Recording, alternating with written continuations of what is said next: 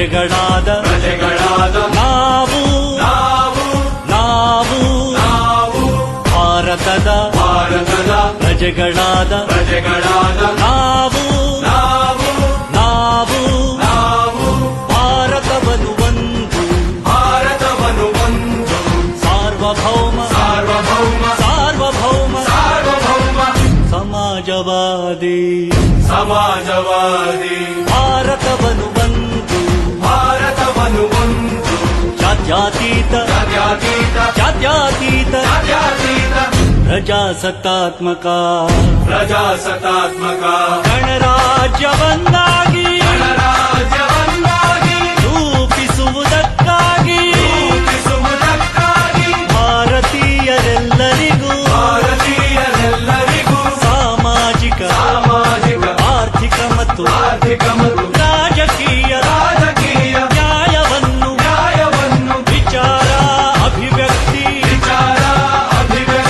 ನಂಬಿಕೆ ಧರ್ಮ ಮತ್ತು ಉಪಾಸನೆಯ ಸ್ವಾತಂತ್ರ್ಯವನ್ನು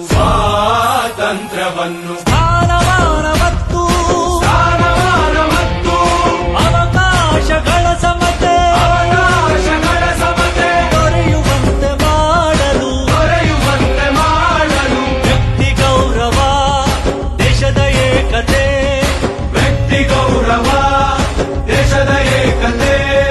ಸಮಗ್ರತೆಗಾಗಿ ಎಲ್ಲರಲ್ಲಿ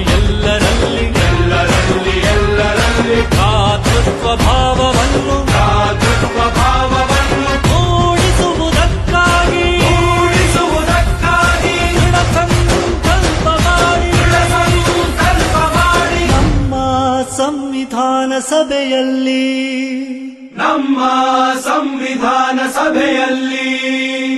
1949 ನವೆಂಬರ್ ತಿಂಗಳ 26ನೇ ದಿನ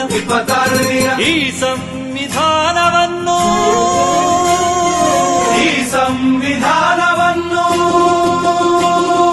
ನಮಗೆ ನಾವೇ ಅರ್ಪಿಸಿಕೊಂಡು